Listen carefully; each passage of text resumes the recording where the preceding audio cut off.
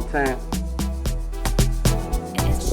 My name is Kojo Manuel, and this is amadculture. Yo, what's good? It's the king of the MIC, Kojo Manuel. Listen, this is amadculture. We're here to experience everything that's out here. Today we came to BBNZ Live, Lyrical Wars, and guess what? We're here to chill with Vic Mensa, chill with Chance the Rapper, chill with Abaga, Kojo Q, Deezy Do This, and all them crazy rappers, A-Clipse, AKT, everybody out there. So it's going to be a mad one. This is going to be something that we're going to do on the regular. But if you ask me why it's a mad culture, because it's a mad one, and of course, because are you mad? Welcome to the show. Let's go. Basically, I'm back again with the shot, and it's still like I so as soon as I shoot that first goal, he's getting stabbed with the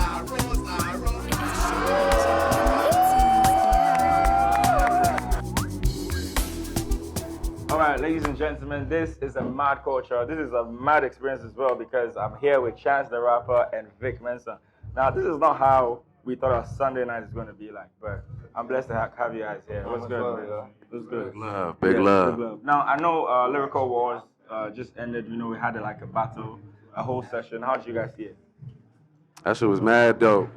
We only came in for the ending part, you know what I mean? So we only really caught the last rapper, but he was snapping. I thought the whole environment was really fresh. And big shout out to Alvin and BBNZ for having us, man. That's what's up. And Chance, a lot of people have been asking me. I mean, before we talk about the picture, but the three on your cap. I know people are supposed to know that, but they don't. So can you tell them why you have 3 on your cap? Yeah, it was a lot of reasons. When I made it, I had one kid. And I was living with my girl. So it was like the 3 of us. So I was trying to like, lock that in. But now I got another kid. Yeah. So it don't work no more. It doesn't. That's what's up. But if I have another kid, then I have 3 kids. It could be for my 3 kids. Yeah. It just depends on how you explain it. Yeah. Yeah. You feel me? The Grammys too. Yeah. The Grammys too. On King Day. Yeah, that's what's up. But let me ask you guys. You popped up in Ghana. For us, it's just like you're just there and they're like, oh, Vic Mensa is in Ghana, and then boom, then we have Chance the Rapper in Ghana. Why do you guys feel like you gotta come through like that? Well, my bro, Vic has been coming here for a while. Mm-hmm. You know, his family's from here, and for a long time, I've been wanting to come and visit, but I never really just, I guess, asked him. Yeah. So I just hit him up in like December, I think it was. Right. I was like, yo, can I pull up? Because you've been out there for like 2 months or something, I think. Last year, I was out here for like a month, and I had been telling all my guys, man, I was like, come through. Just trying to show people that Ghana is much different from the conceptions a lot of people have about Africa. Right. You know what I mean? And Chance was the only one that was really like tapped in, and he was like, hey, I'm pulling up. Like 5 days later, he was here. And I think that for any of us that are raised in America, coming home and spending time here and really coming to understand and interact with the culture and the people is a life-changing experience. I had been to South Africa. I went to Joburg for a show once. Okay. But I had never been to the continent for such a long period of time too. So I was here for about a week and some change. Right. You know what I'm saying? And but within like that little bit of time, I made like some people that I would say would probably be like lifelong friends. You know what I'm saying? I had some experiences that I'll never forget. And I learned a lot about my blackness and just about how interconnected we all are. And I learned that from Vic taking me to Kwame Nkrumah's mausoleum and learning a little bit about Ghana and how it gained its independence and it kind of leading the charge for the whole world. Like that 1957 is when you guys got your independence, right? Yeah. So like the civil rights movement, that's the 60s, you know what I'm saying? Like the Black Panthers, that's the 70s. Like a lot of, and late 60s, early 70s, like a lot of movements kind of started with Kwame Nkrumah, you know what I'm saying? Haile Selassie, Marcus Garvey, like people that was black but were around the world. It wasn't always, and I think sometimes when black folks like in the States, sometimes we be looking at it from like an American-centric view of like that being the start. But a lot of stuff started in Ghana, so it made me want to come back, honestly. That's awesome. But talking about all these monuments that you visited, let's talk about nightlife. I want to sort of You talking about all this Yeah, no, it's dope. Education. Education, but I just want to know how your first experience, like when you walked into like a bar or a club in Accra. I got a crazy story. First night we got here, we went to it was Area Bar. We went to Area Bar this in January when I came, and we having a great time. This is like literally my first night in Ghana. So like as soon as we dropped our bags at the hotel, we went to this club, right? And it's like 2 a.m. The club's just getting started, and we having a great time. Everybody's singing, everybody's dancing. I'm feeling great, and then the power went out, right? Straight up, like the power went out. Like the music went off, but also the lights cut out, right? And in Chicago, that's a terrible sign. If somebody cuts the lights in the party, you got to get set up. So I'm like thinking for a second, and before I knew it, everybody, I shit you not, was chanting, what's the joint? It was a Burna Boy joint, yo. It was like everybody in the club started singing. What's it gonna be? G-Wagon or the Humvee. Hey, that joint. But it went off. I'm telling you, it's like 300 people all singing, and everybody just kept dancing. Basically till they fixed the power, till the power came back on. But it was such a like moment of solidarity. And we do that in Chicago too. Like, it'll be parties where what they say when they be like, no music. Like, that's like a whole thing. So it was like me relating that back to experiences that I had in Chicago and just feeling safe and feeling in community was like, that was one of the craziest things I ever seen in my life.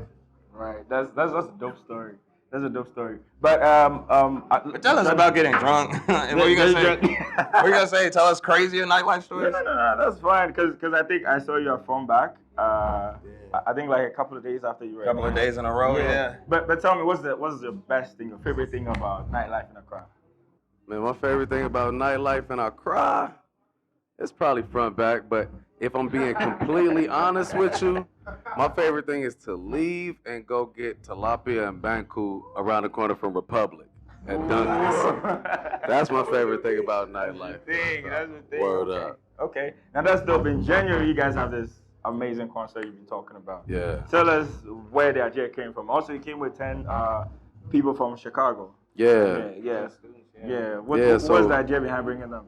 It's really the same idea behind the festival, just approached from a different angle. Right. And the idea just came from realizing that the disconnect between the diaspora and the continent is by design, and it's also something that we can address. And it's an ocean of divide that we can cross. So when you grow up in America, the conception of Africa is often very distorted, you know what I mean? And even as Black artists, we very rarely have the opportunity to come perform for our fans in Ghana. But I would be here in Accra and meet people that come up to me like, a kid came up to me at Starbites one time and he showed me his tattoo. He was like, look, I got the Save Money tattoo. You know, and that just blew my mind because I'm like, man, I'm Ghanaian and I've never actually performed here. You know what I mean? I've never performed in Africa in general. But I performed in Europe 100 times. I've been through the whole continent of Australia and Asia. So we just wanted to create something, as far as the festival goes, to create a vessel for Black artists of the diaspora to come and connect with their fans on the continent. And the same is for the kids, to create a vessel for Black kids to come and gain those experiences that we're only really just getting now, you know what I mean? So what happens if you get those experiences and those connections when you're a teenager? What will you be doing collaboratively by the time you're our age? Yeah, the festival, yeah. So it's going down January 6th at Black Star Square, about 30,000 people. The greatest talents in the world coming back.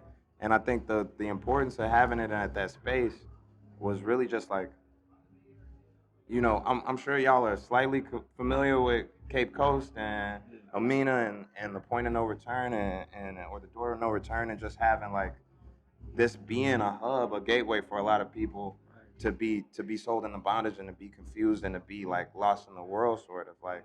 And now we're getting to this collective thought, this revolution, understanding that we all connected, and Kwame Nkrumah built a literal gate to get back. Right. And so when I look at the Black Star, when I'm standing in that park, I see a straight vision of just a sea of people living in community. Me and Vic just did a crazy event, about 15,000 people, about half as big as this joint's gonna be in Chicago for something called Juneteenth.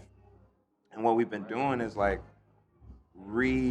defining what that day means to us and focusing on joy and liberation of spirit, where you can live in community with a bunch of people that you might not, talk to every day. You might drive past on the bus. You might, you know what I'm saying, like bump into in the store, but you're not like really talking to them. So we're giving a space for people to eat, to drink, to dance, to sing, to listen to music, to have activities for their kids, to look at art, and be in community safely and be able to talk. You know what I'm saying? Like those things breed conversation, and that's what we all need globally. So when I went to Black Star Square and I stood there, me and Vic was just like, this is exactly where we need this thing to go down, because it's so historic, because it is the space that was built to bring us back. Right. And I mean, to really make this quick, Vic, you've done songs with Sarkodie, Stoneboy, and a couple others. Chance, I don't know if you have linked up with anybody yet. We got a new one coming with King Promise in a couple days. King Promise, Chance, me, we got a joint coming in a couple days. Run to you, yeah. Shout out to King Promise, album dropping the 22nd. And like you said, big shout out to Sarkodie, shout out to Stoneboy, shout out to Manifest. Manifest is actually my cousin, a lot of people don't know that. And Manifest is the person the first time I saw you out, you were with Manifest is the person that really brought me into Accra and like welcomed me into the space. And so the thing with the festival, it's Black Star Line Festival. The Black Star Line was all about intercontinental blackness and Pan-African connection, from America to the islands to the continent. And so with the festival, our team is all Ghanaian, you know what I mean? And we're gonna be interfacing and involving so many of the Ghanaian artists to also bring over American artists and just black artists in general, you know what I mean? Not even just music, like there's gonna be a fine art component to it. Alvin from BBNZ is rocking with us. He brought us here today, you know what I mean? And it's a big part of our movement. And so we're building that bridge, you know what I mean? If the transatlantic slave trade created the divide, then we're building this bridge. That's a dope way to end it, man. It's an awesome experience. Fuck is y'all talking about? What do you want to say before we bounce? What do you want to say? Say something. Let's go. Yo, this Chance the Rapper, GH to the world. I'm with Vino. We're going to be back here. The return is happening. Yeah. You feel me? Lock in. Put it in your calendars right now, January 6th. Very accessible thing. You're not going to miss it. I want to tell you don't miss it, but you can't. Hey, yo, Chance the Rapper. Okay, wait. I almost forgot my name. Kojo. Kojo Manuel. Yeah. Yo, Chance the Rapper. I'm chilling with Kojo Manuel. Vic Mensa posted up with Kojo Manuel. Abontin. Are you mad? Bon. Yo, thank you so much. Yo, appreciate it, man. Are you mad?